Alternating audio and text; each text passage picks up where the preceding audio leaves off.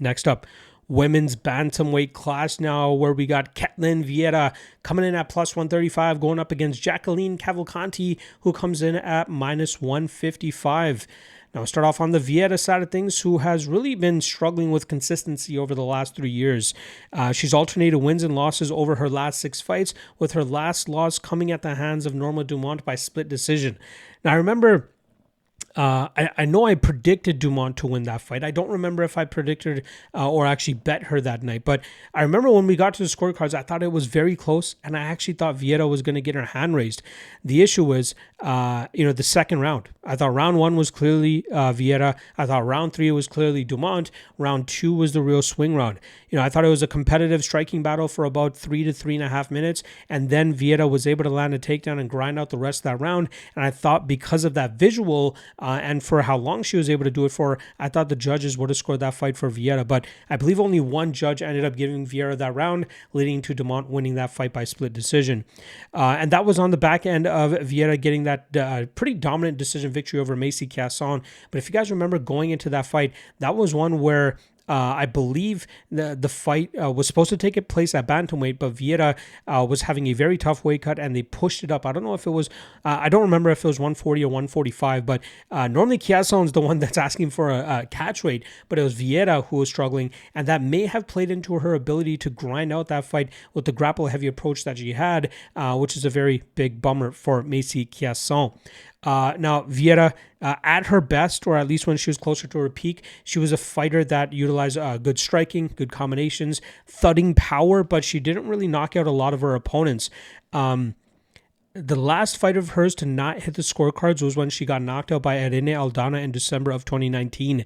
Since then, she's gone to 9 straight decisions, and she has a 5-4 record in that run. But her strength of schedule, obviously very high level. She was the first person ever, I believe, to make Kayla Harrison bleed, which is a good feather in her cap, even though she got dominated for the majority of that matchup. But she is violent. She has good experience, good striker, and she's obviously developing her grappling game, which has really helped her at this stage in her career.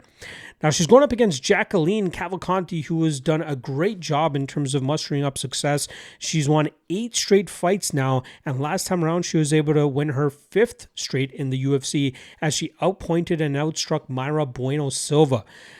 She's been struggling to get finishes, obviously, all 5 of her UFC wins coming by decision. As she's taken steps up in competition, fights are starting to get a little bit closer. Obviously, we saw Nora Cornell have some grappling success against her, which is a little bit of a red flag in my opinion. But then she was obviously able to stop it from Bueno Silva, and she was able to stop it from Julia Avila. But the issue with Avila, I believe that was the retirement fight for Avila, if I'm not mistaken. She was very far in her career. She was coming off a pretty long layoff from what I remember, and Cavalcanti was really able to just outstrike her and outclass her, really. Cavalcanti at her best, very good striker, good combination work, good footwork, good kicks as well. Her defensive grappling has improved quite a bit. She's only given up 2 takedowns in her 5 UFC fights, but it's clear that's where she wants to continue working so that she can stay safe enough and have fights in the striking realm where she often has more of an advantage over her opponent.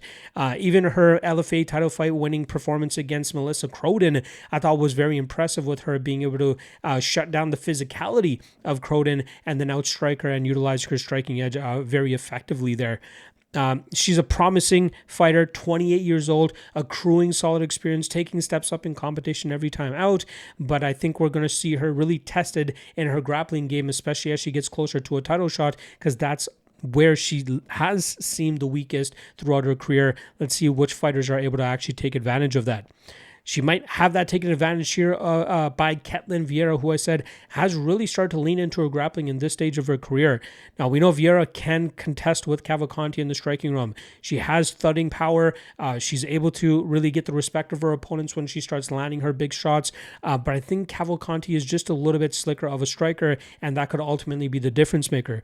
It really comes down to if Cavalcanti can stop the takedowns of Vieira, or at least quickly work back to her feet if she is taken down. I think Cavalcanti has the better gas tank. I think she can land with a little bit more output, and I believe enough in her grappling to predict her to win this fight, but not so much to bet her at minus 155. She was minus 175 when I initially studied this matchup, so there is love coming in on the veteran here, which I don't hate. If people want to trust Vieira at plus 155, even plus 135, I don't hate it whatsoever. She is a live dog. Again, her ability to stay competitive in the striking realm will open up spots for her to try to take advantage of the grappling holes in Cavalcanti's game. So that's kind of my holdup in terms of taking Cavalcanti. Now, if the line continues to drop, if we end up getting Cavalcanti, closer to minus 120 or something like that, I'd be a little bit interested in shooting on her at that point. But at the current line, I'll have to pass, but I will still predict Cavalcanti to win this fight by decision.